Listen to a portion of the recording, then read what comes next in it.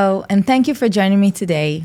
I'm your host, Gal Swisa Cohen, and on today's episode of the Israeli Bond on hmTv, I am going to do something, actually two things, that I've never done before. First of all, I'm going to interview a person that is close to my heart, Dagan Cohen, which happens to be my husband.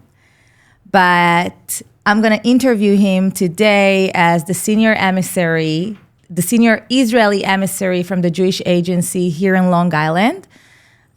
He is the reason that I'm here today. He brought our entire family here 2.5 years ago. And second, we're launching something new today, a mini-series within the Israeli Bond podcast that we would like to call Israel Today. We're going to dive into current events in Israel, the stuff that's happening right now as we record, and share our perspectives as Israelis. So it's going to be more so of a conversation and less of an interview. Exactly. And our goal is twofold.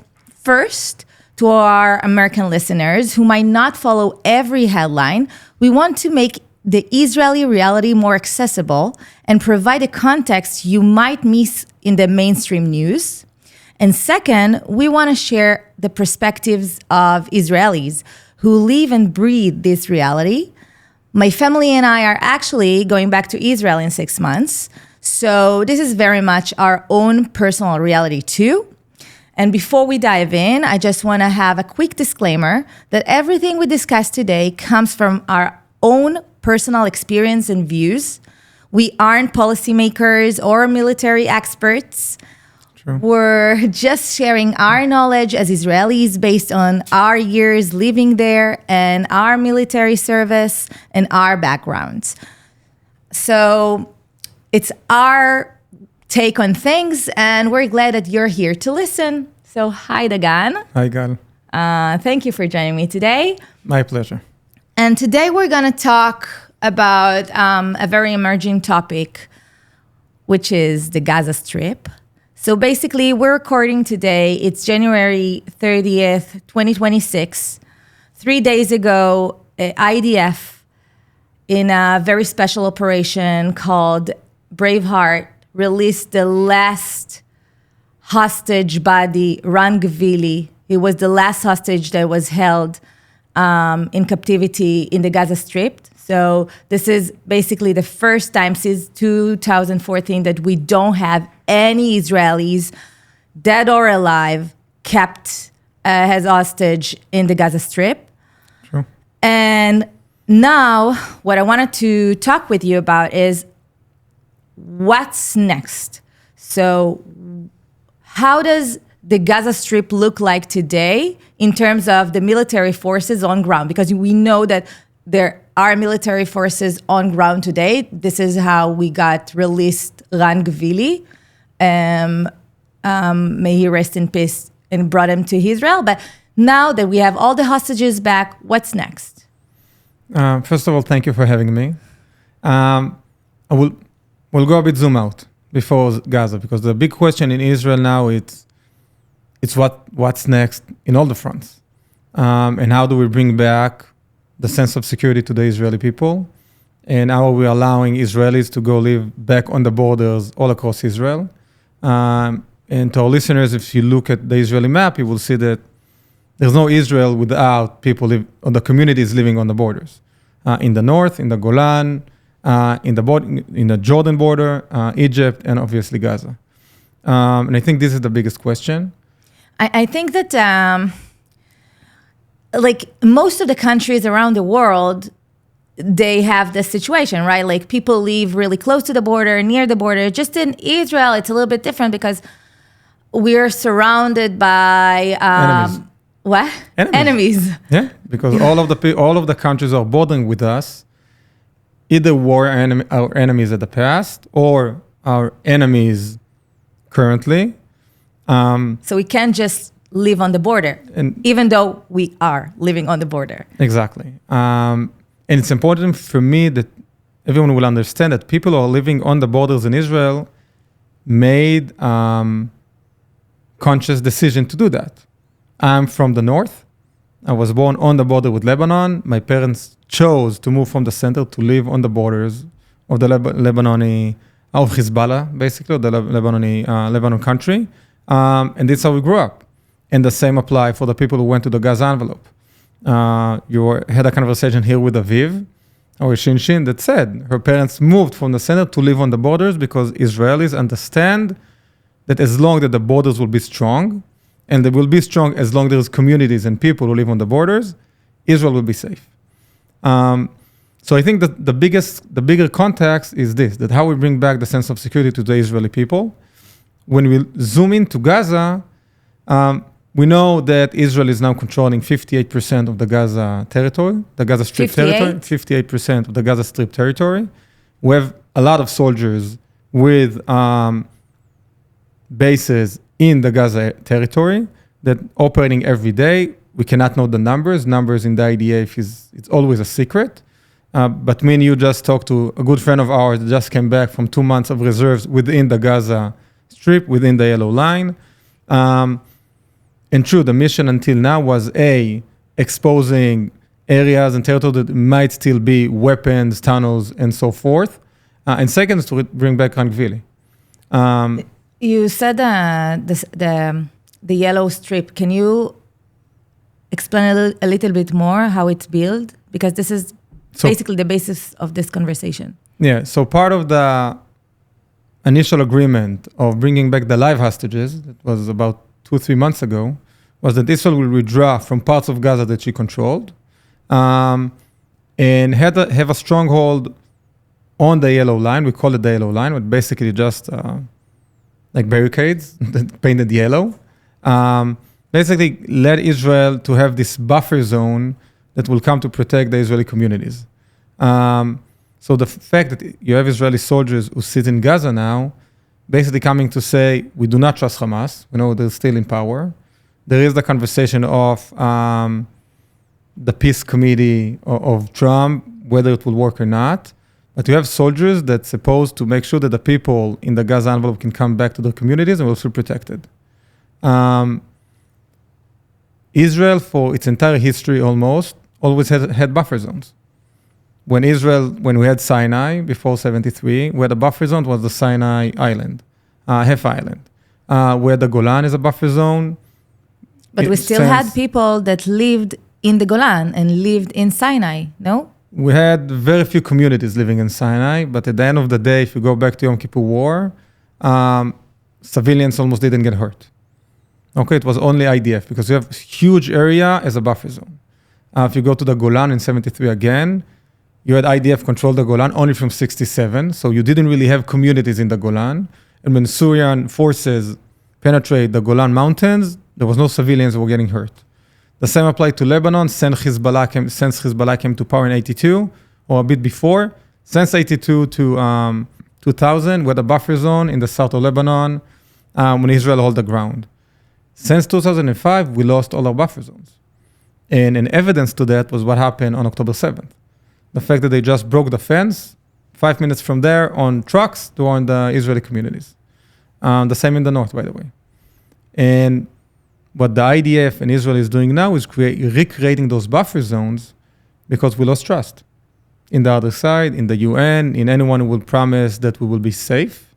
And you can see it if we go around the borders. We have the buffer zone, it's the yellow line in Gaza. We're still holding the south of Lebanon, by fire at least. We still have soldiers within south of Lebanon, but we're attacking any terrorist or Hezbollah who's trying to rebuild anything. Just today, we killed a Hezbollah terrorist in the south of Lebanon.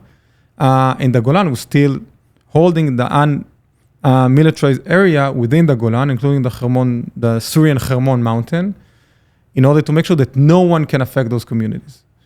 And it's important to state that this is not a place that, like, we don't build communities there. It's only for the sake of security. True, right? True. It's only for the sake of security. And when we go deeper and talk about the sense of security for the Israelis, you realize that despite the fact that the Middle East is now safer for Israelis as it was prior to October 7th, meaning Hezbollah is not a force that can threaten us anymore. Assad is not controlling Syria. Hamas is definitely not the Hamas that it was. And again, me and you grew up with being terrified by Hamas, Hezbollah, and what Syria can do to us. You know, we were terrified, but I still remember that we did this trip. It was before one of the lockdowns in COVID. And we did a trip to the Gaza envelope, and we stand 5 meters from the border, and we said like, oh, this is Gaza. Like, we were afraid, but, you know, it was there, and we were like, okay, it would be okay. We went, I think, to the Black Arrow Monument. Because this is life. Like, people are living there. It's like you would not go to my kibbutz where I grew up because you're afraid of Hezbollah, but like people are living there daily. This is the history of Israel. Like, go to the Hula Valley in the north. People were living in kibbutz in Gadot, for example, or in Kfar Nasi, but they were butchered almost daily by Syrian snipers from the Golan. They were just shooting them in the middle of the street of the kibbutz. But people stayed there. Like, this is the Israeli resilience mindset that we need to hold the borders. You see it now in the West Bank. Yes, but you know, now I feel that something was broke. After October 7th, like, we are still resilient in a way. We still live there. Yeah. A lot of us, Sure. Most of us, we're going back. But today something is different because I feel that today no one will want to live in the Gaza envelope if they will not have any securities that October 7th will not happen again. And again, October 7th was not, I'm not saying that a sniper on the fence that are killing people every day is not something extremely tragic, okay? But I'm saying October 7th was something different. And now, yes, we have this buffer zone in the Gaza Strip, but the Gaza Strip is super, super narrow. And at the end of the day, there is a lot of citizens, Gazans in Gaza, currently holding less than half of the Strip. True. And we have military forces in most of the Strip. So first of all, do we know if there's any plans to go back? And if so, what would the citizens in the Gaza envelope would do? And the second question, that let's see if we'll get there, but who are the people who are holding this strip at the end of the day? It's like, it's our soldiers. True. There's no way that Israel can hold all those fronts that I mentioned for long, just because we do not have enough soldiers. Most of the people who are holding those borders are reservists. The new estimates talking about almost 100 days of reserves duty a year.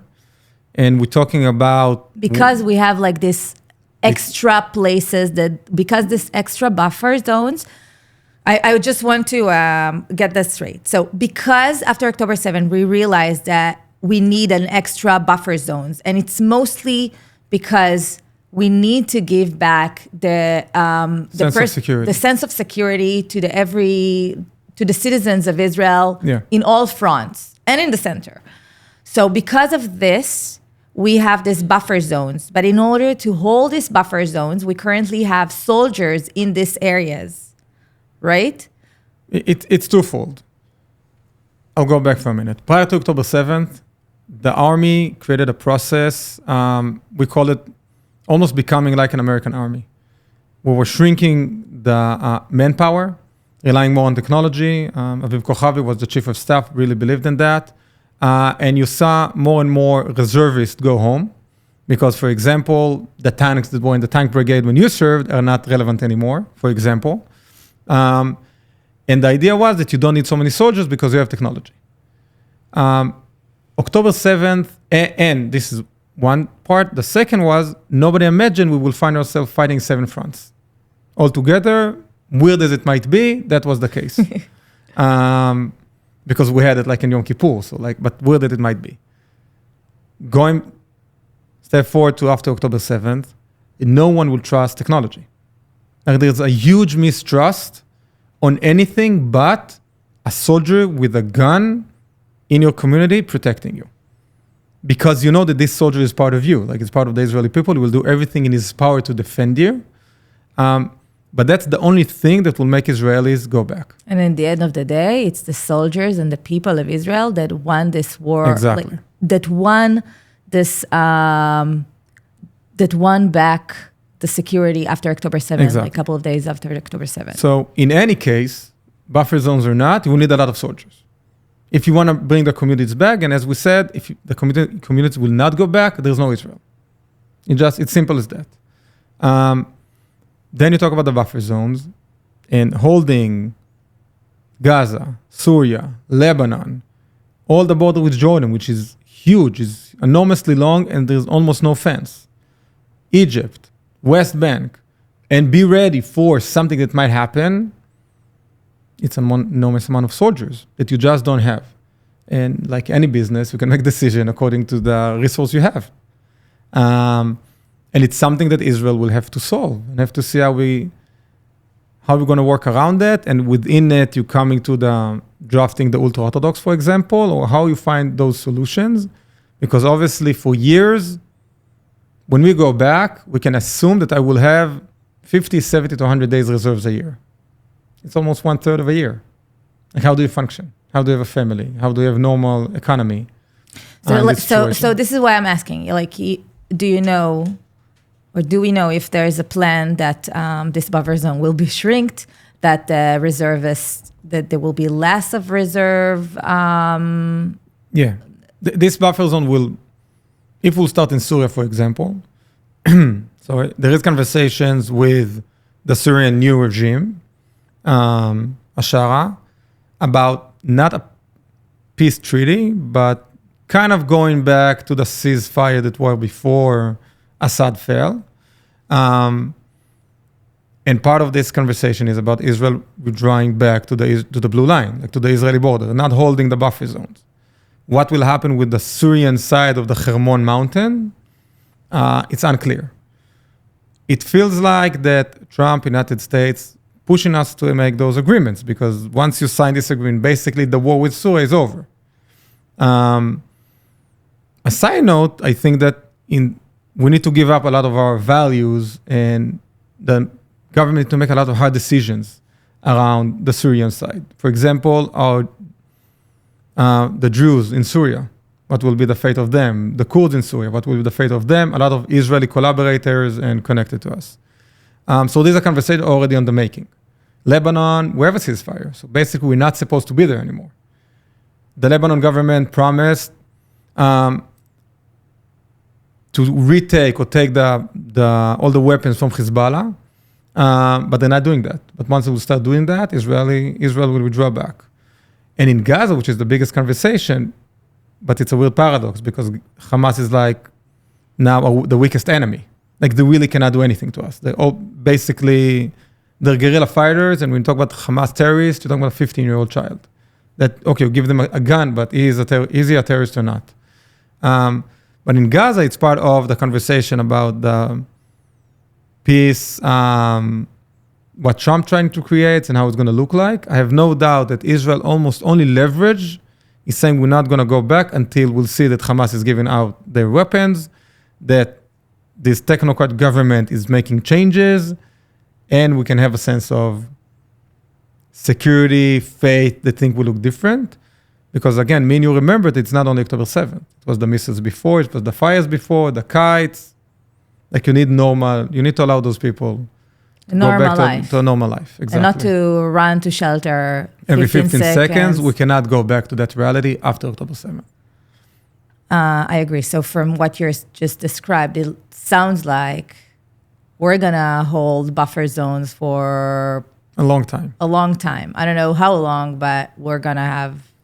It's hard, I think, for us to explain the huge breakdown, the huge mistrust that we have now with the world and with our neighbors. And even I can say about myself that I'm a center left in Israel. I chose to believe years that if the Palestinians will have good future, they will want peace, or they will not want to attack us. And if we'll just do A, B, and C, things will change. And for me, understanding that And again, go back to Trump's plan, could be nice. There is such a deep fanatics and religion and hate within this conflict that we're in a phase that we just don't trust anyone but ourselves. And because of that, you're going to have buffer zones for years. Because until you will regain that trust or regain your ability to make sure your people are safe, you're not going to change that. And it's a heavy burden to carry. I agree, and I feel the same. I think I always said that I'm more a righty, but but at the end of the day, I was more so like a center left because I did believe, if that's how you can, in Israel, it's center left. Yeah, in Israel, it's very not that clear what is right and what is left. But yes, I did believe that we can live together, or at least live side by side. Everyone is minding their own business. Now I less believe in that, and I do understand the need for these buffer zones for personal security, whether you're in the Gaza envelope or on the border in someplace else, but also if you live in the center of Israel, like our house is in the center of Israel. And I must say that personally, this is one of the things that I'm most afraid of or most worried about is this fact, the fact that the people who are holding those buffer zones are not only the soldiers, the mandatory soldiers, but also reservists, because this is the main force of power that we have in Israel today. And you as a reservist, before we came here, and it was before October 7th, you already did 30 days a year as a reservist. And I only had one child back then. It was extremely hard to hold a house with a job and a kid for 30 days when you were gone. And now it's triple the time. And I must say, this is one of the things that's worried me the most. I don't know how I can live a life that third of the time my husband is not going to be there. It's not only me, it's going to be a lot of other people. So I just wanted to put it out there. I would definitely want to have another solution to this entire situation. I understand it, but I don't want it. I want you home, Yeah, and it's without talking about the regression, about the kids' behavior when the parents are away, about how long it takes to someone who served in Gaza for 2 months to come back to reality and to day-to-day life without being on edge all the time. Jobs that are lost, marriage that are breaking down, so many other aspects to that weird reality that we're hardly talking about. PTSD, all those things, that it's part of the Israel history. And Israel went through something similar after Yom Kippur War. And we know that it took 5 years to a decade to recover. But we didn't have that many reservists after Yom Kippur.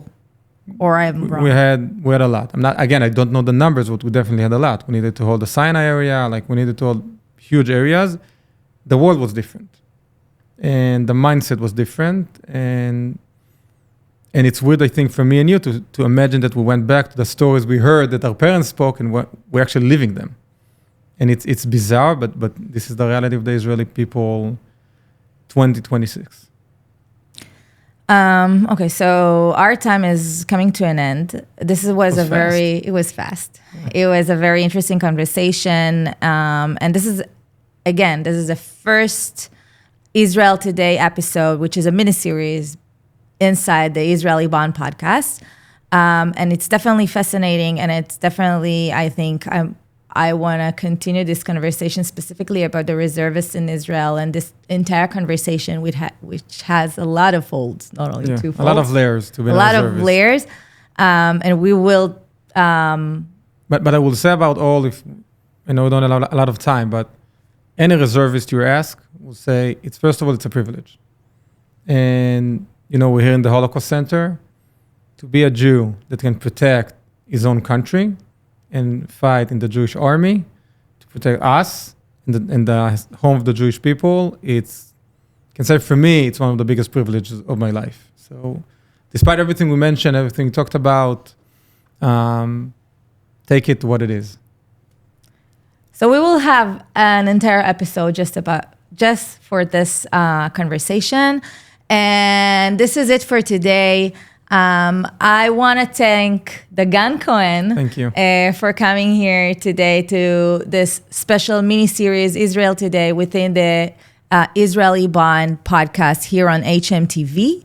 And if you enjoyed exploring the information, history, and stories of today's conversation, be sure to check out, first of all, the other episodes of this podcast, either on YouTube, on Spotify, Apple Podcasts, wherever. If you're interested to learn more and maybe give us more topics that you would like us to discuss as Israeli looking at the situation in Israel today, please be sure to email Dagan at rcfidirector@sjjcc.org. Again, rcfidirector@sjjcc.org. And if you enjoyed it, also, you can check out our other podcast here on hmTV. Please subscribe, share, and stay connected for more engaging conversations. And until next time, take care and be well.